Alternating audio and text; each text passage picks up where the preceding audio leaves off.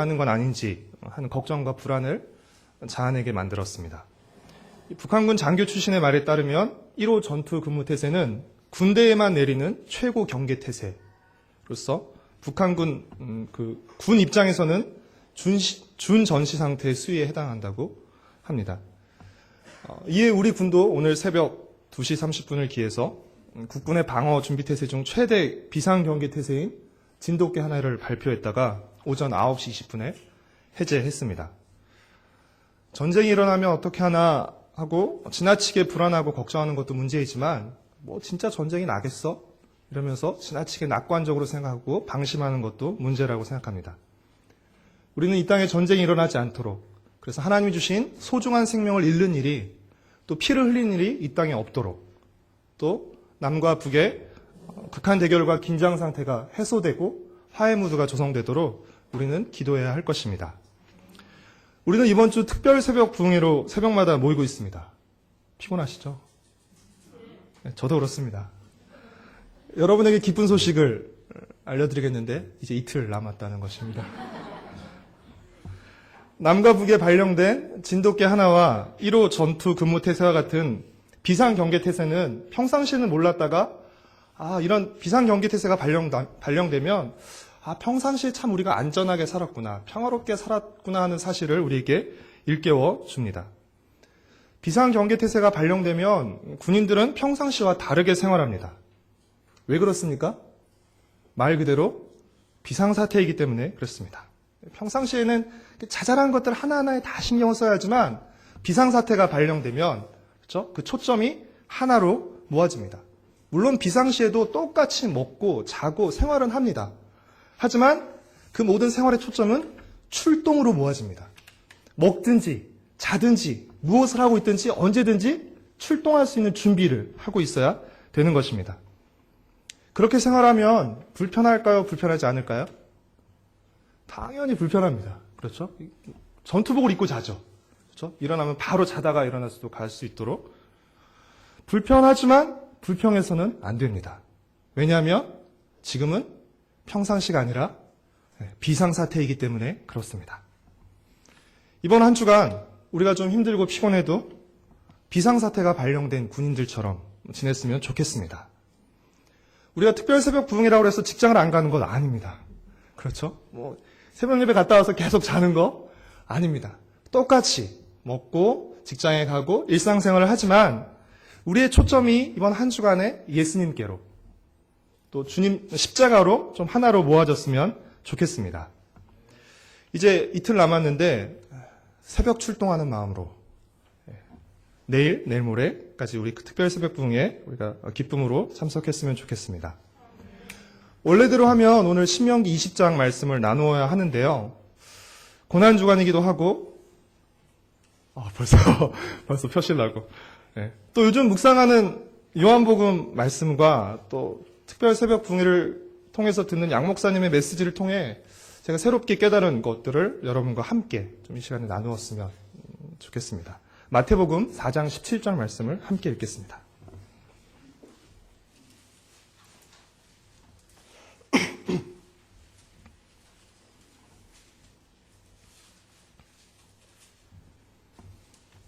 마태복음 4장 17절 말씀 함께 읽겠습니다. 이때부터 예수께서 비로소 전파하여 이르시되 회개하라 천국이 가까웠느니라 하시더라. 아멘. 양 목사님께서 첫째 날 새벽에 성경의 본질이 예수님이기에 우리는 성경을 읽을 때 예수님의 빛 아래서 읽어야 한다라고 말씀하셨습니다. 그 말씀을 듣고 그날 아침 말씀을 묵상하는 가운데 묵상의 내용이 무엇이었냐면 예수님이 안나스에게 재판을 받으시는 그 내용을 묵상하는데 신명기의 말씀이 떠올랐습니다. 왜냐하면 신명기는 여러 차례 공의로운 재판에 대해서 말하고 있기 때문입니다. 우리가 이미 살펴봤는데요. 신명기 16장 18절과 19절 말씀을 같이 읽겠습니다.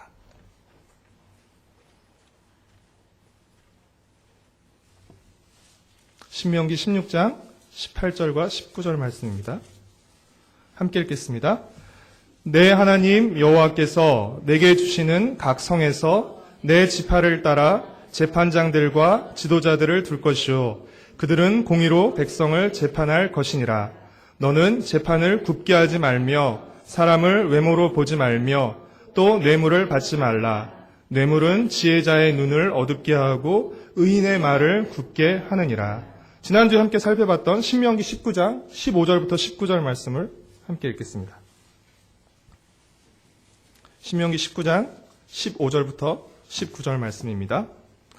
사람의 모든 악에 관하여 또한 모든 죄에 관하여 한 증인으로만 정할 것이 아니요 두 증인의 입으로만 또는 세 증인의 입으로 그 사건을 확증할 것이며 만일 위증하는 자가 있어 어떤 사람이 악을 행하였다고 말하면 그 논쟁하는 쌍방이 같이 하나님 앞에 나아가 그 당시에 제사장과 재판장 앞에 설 것이요 재판장은 자세히 조사하여 그 증인이 거짓 증거하여 그 형제를 거짓으로 모함한 것 같이 판명되면 그가 그의 형제에게 행하려고 꾀한 그대로 그에게 행하여 너희 중에서 악을 지하라. 하나님은 이스라엘 가운데 공의로운 재판이 이루어지도록 지도자인 재판장에게도 말씀하셨고 백성들에게도 말씀하셨습니다. 그러나 예수님이 받으신 재판을 보면 그것들이 하나도 이루어지지 않았다는 것을 발견할 수 있습니다. 우리가 묵상하고 있는 요한복음을 보면 예수님이 안나스와 빌라도에게만 재판받는 모습이 기록되어 있지만 나머지 복음서들을 보면 예수님이 붙잡히시고 난 다음부터 십자가를 지시기까지 총 6번의 재판을 받으셨다는 것을 볼 수 있습니다. 첫 번째는 전직 대제사장이며 당시 최고의 실세인 안나스 앞에서 재판을 받았고요. 두 번째는 그 해의 공식 대제사장인 가야바 앞에서, 그리고 세 번째는 공회라 불리는 산헤드린 앞에서, 네 번째는 빌라도 앞에서, 다섯 번째는 헤롯 앞에서, 그리고 마지막 여섯 번째는 다시 빌라도 앞에서 재판을 받으셨습니다. 그러나 이 6번의 재판은 죄의 유무를 가리기 위한 재판이 아니라 예수님을 죽일 구실을 찾기 위한 연출된 거짓되고 불의한 재판이었습니다. 한마디로 이 6번의 연속된 재판이 모두 다 엉터리 재판이었고 불법 재판이었던 것입니다. 만약 이 6번의 재판 가운데 한 번만이라도 공평하고 정의로운 재판이 이루어졌다면 예수님은 십자가 형벌을 선고받지 않으셨을 것입니다. 빌라도가 그랬듯이 예수님에게서는 아무런 죄도 찾을 수 없기 때문입니다. 첫 번째 재판인 안나스의 재판부터 많은 불법이 발견됩니다. 요한복음 18장 19절부터 22절까지 말씀을 함께 읽도록 하겠습니다. 요한복음 18장 19절부터 22절 말씀입니다.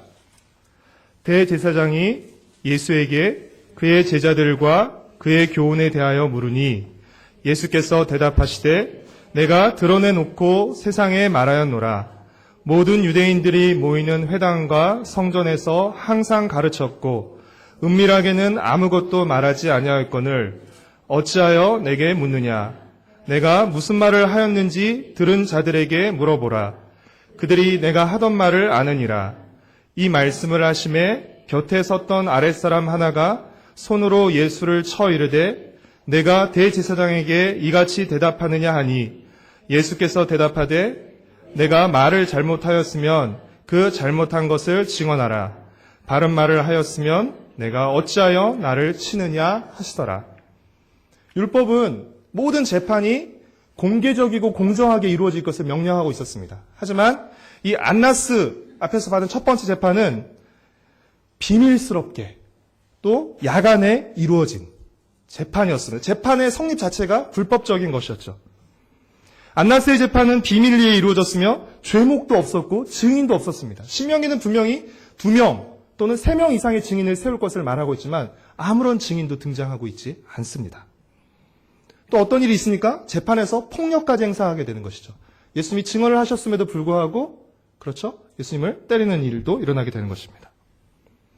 이 두 번째 재판인 대제사장 가야바의 재판, 세 번째 재판인 산헤드린 재판도 마찬가지였습니다. 종교 지도자들은 거짓 증인을 동원해서 마치 짜고 치는 고스톱처럼 재판을 그렇게 이끌어갔습니다. 그래서 결국 예수님을 죽일 죄목을 만들어낸 것이죠. 자기들끼리 예수님을 죽일 죄목을 만들어낸 후에 이제 예수님을 데리고 빌라도에게로 데려갑니다. 왜 그렇습니까? 당시 사람을 죽일 권한은 로마에게 있었기 때문입니다. 18장, 요한복음 18장 31절 말씀을 같이 읽겠습니다. 빌라도가 이르되 너희가 그를 데려다가 너희 법대로 재판하라. 유대인들이 이르되 우리에게는 사람을 죽이는 권한이 없나이다 하니. 처음부터 그들의 목적은 어디에 있었습니까? 예수님을 죽이는 데 있었습니다. 그들의 재판은 예수님을 죽이기 위한 그 수단과 수순이었을 뿐입니다. 유대 총독 빌라도는 2번에 걸친 재판을 했습니다.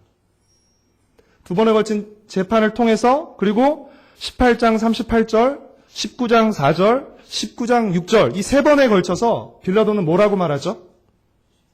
예수님에게서 아무런 죄도 찾을 수 없다라고 말합니다. 그는 예수님을 놓아주고자 애썼으나 예수님을 놓아주는 것은 곧 황제를 반역하는 일이라고 고함치는 그 군중들의 압박과 그로 인한 자신의 안위를 위해서 스스로 3번씩이나 아무런 죄도 찾을 수 없다고 말한 예수님에게 유죄 판결을 내리고 십자가에 못 박도록 넘겨주었습니다. 무죄인데도 무죄인 것을 알고도 유죄 판결을 그리고 십자가형을 선고한 것입니다. 19장 16절 말씀을 읽겠습니다. 이에 예수를 십자가에 못 박도록 그들에게 넘겨주니라. 하나님은 가나안 땅 입성을 앞두고 있는 이스라엘 백성에게 신명기를 통해서 공평하고 정의로운 나라, 사랑과 정의가 가득한 나라를 세우기를 바라셨습니다. 하나님은 이스라엘이 그런 나라가 되기를 바라시는 마음으로 재판장과 왕과 제사장과 선지자 등 4영역의 지도자를 세우셨습니다. 또 그리고 백성들도 함께 공평하고 정의로운 나라를 세우는 책임을 함께 지도록 했습니다. 그러나 역사적으로 또 결과적으로 이스라엘은 하나님의 나라를 세우는데 완전히 실패하고 말았습니다. 그 증거가 무엇이죠? 바로 예수님의 죽음입니다. 만약 공의로운 재판이 이루어졌다면 예수님은 죽지 않으셔야 했습니다. 예수님의 죽음은 재판이 공의롭지 못했다는 사실, 재판장이 공의로운 판결을 내리지 못했다는 사실, 백성들이 진실된 증언을 하지 못했다는 사실을 증명하는 것입니다. 재판장과 백성들 모두가 불의했음을 증명하는 것입니다. 예수님은 불의한 재판의 희생양이십니다. 뿐만 아니라 예수님은 빌라도로 대표되는 불의한 권력의 희생양이십니다. 또한 예수님은 안나스와 가야바로 대표되는 불의한 종교 권력의 희생양이십니다. 하나님 앞에 바로 서서 하나님을 바르게 섬겨야 할 제사장들이, 종교 지도자들이 하나님의 아들이신 예수님을 죽이는데 앞장선 것입니다.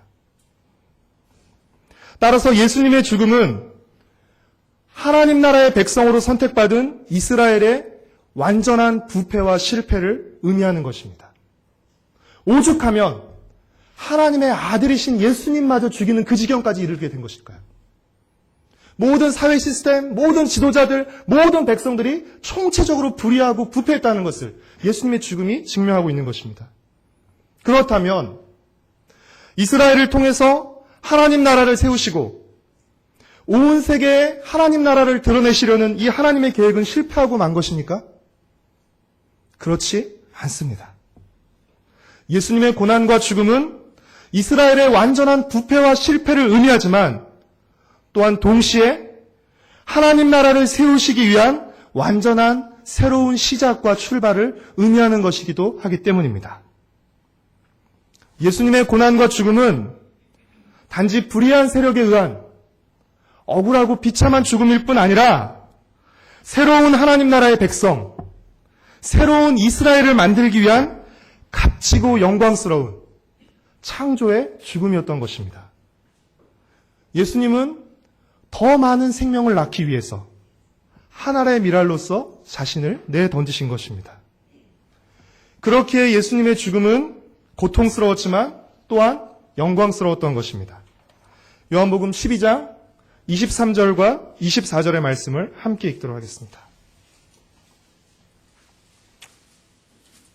요한복음 12장 23절과 24절 말씀입니다. 예수께서 대답하여 이르시되 인자가 영광을 얻을 때가 왔도다. 내가 진실로 진실로 너희에게 이르노니 한 알의 밀이 땅에 떨어져 죽지 아니하면 한 알 그대로 있고 죽으면 많은 열매를 맺느니라. 예수님의 죽음은 많은 열매를 맺기 위한 죽음이었고 예수님은 자신의 죽음을 영광을 얻을 때가 가까웠다라고 말씀하고 계시는 것입니다. 예수님은 하나님의 뜻을 이루시기 위해, 다르게 표현하면 하나님의 꿈을 이루시기 위해서 이 땅에 오셨습니다. 그 꿈이 무엇입니까? 바로 이 땅에 하나님의 나라를 세우는 것입니다. 그렇기에 예수님께서 공생애를 시작하시면서 외치신 첫 마디가 무엇이었죠? 오늘 우리가 함께 읽은 마태복음 4장 17절에 회개하라 천국이 가까웠느니라입니다. 여기서 천국은 하나님 나라와 같은 표현입니다. 같은 의미를 지닌 말입니다. 예수님의 사역의 처음과 끝, 성경의 처음과 끝을 관통하는 하나의 주제가 있다면 그것은 하나님의 나라입니다. 예수님은 이 땅에 하나님의 나라를 세우시기에 오셨습니다.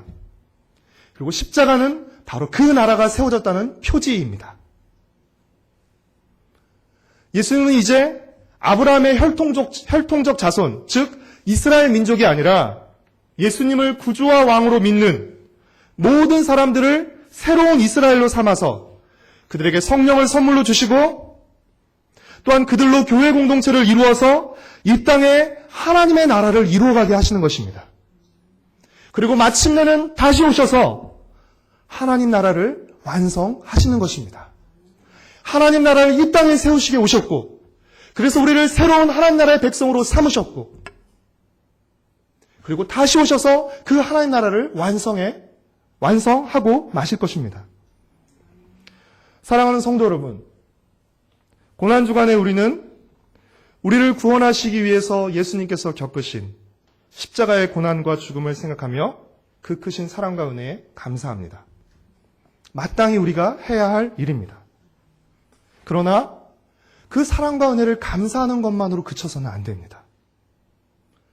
그 큰 사랑과 은혜가 우리에게 어떤 삶을 요구하는지, 우리에게 어떤 책임과 사명을 부과하는지도 함께 생각해야 합니다. 내게 베풀어진 사랑과 은혜가 너무 크다, 너무 감사하다, 여기서 끝나는 것이 아니라 그러면 이토록 큰 사랑과 은혜가 내게 어떤 삶을 요구하는지, 어떤 책임과 사명을 나에게 주는지를 함께 생각해 봐야 하는 것입니다.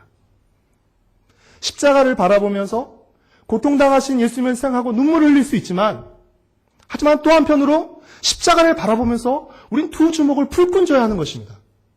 이를 악물어야 하는 것입니다. 눈물만 흘릴 것이 아니라 그 주님을 생각하면서 주먹 불끈 쥐고 이 악물고 내가 어떻게 살아야 하는지를 다시금 생각하고 다짐해야 하는 것입니다.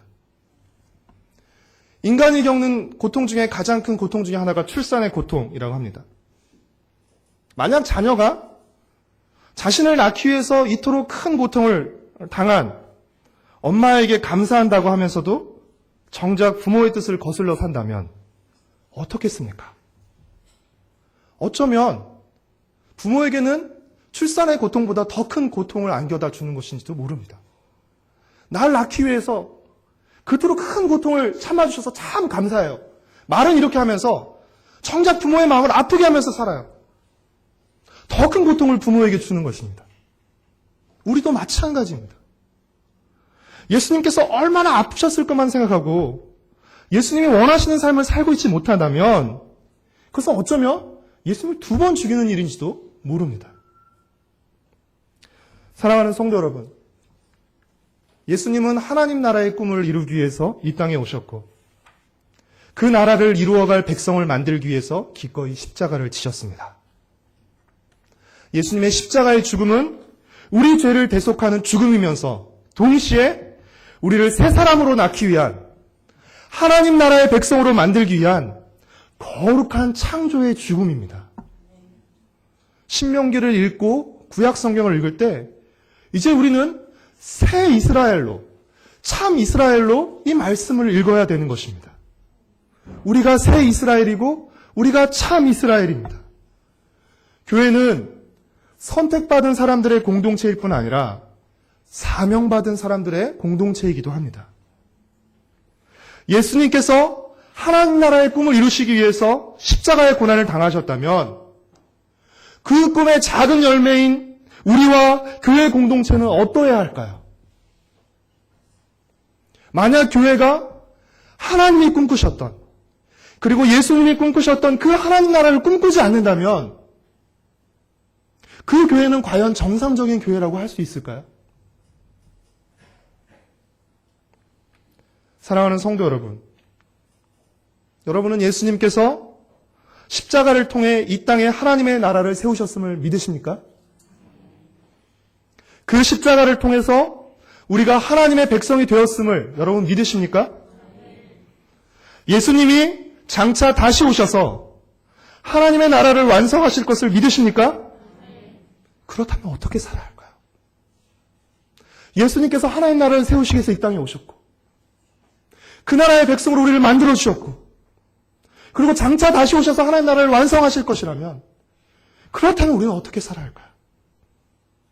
예수님이 세우신, 그리고 예수님이 완성하실 그 하나님의 나라를 이 땅에서 이루어가야 하지 않을까요?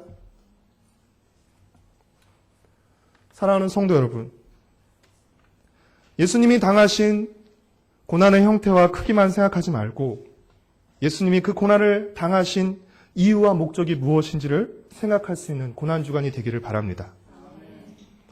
예수님이 자신의 생명까지 내어주시면서 그 십자가의 모든 고난을 당하시면서까지 예수님께서 이루시고자 했던 그 꿈과 뜻이 무엇이는지를 생각하면서 내 뜻과 내 꿈도 그 꿈과 그 뜻에 일치하는지를 확인하시고 다시금 정렬하는 고난주간이 되시기를 바랍니다.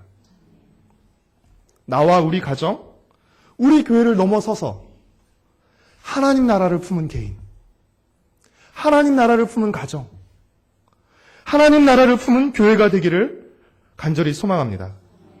특별히 우리 세대로 교회가 예수님이 꿈으셨던 그 꿈을 품고 예수님이 가셨던 그 길을 함께 걸어나가는 작은 M자로 시작되는 메시아 공동체가 되기를 간절히 소망합니다. 우리 함께 찬양하시고 같이 기도하시겠습니다. 주님 마음 내게 주소서. 우리 함께 같이 찬양하시겠습니다.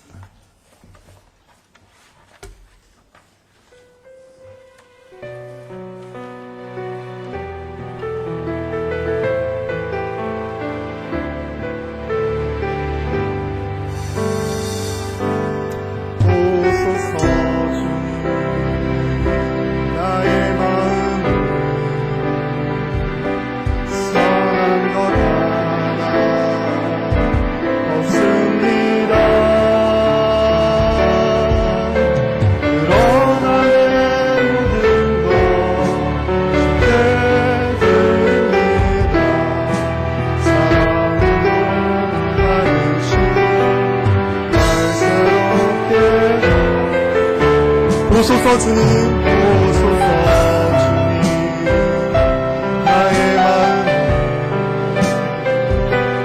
선한 것 같습니다. 그러나 내 모든 것 주께 드립니다. 사랑으로 받으시고 날 새롭게 하소서.